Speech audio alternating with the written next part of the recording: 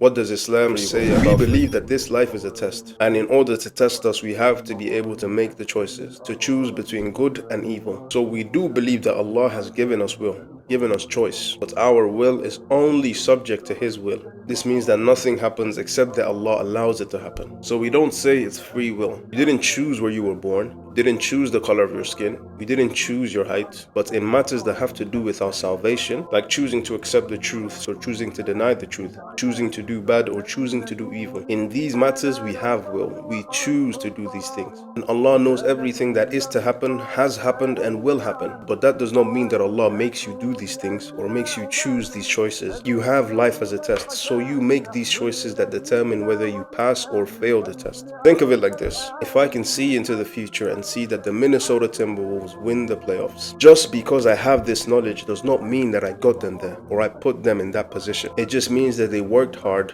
they put hours in the gym, they worked on their defense, and it paid off. Plus, they had Anthony Edwards, you know what I mean?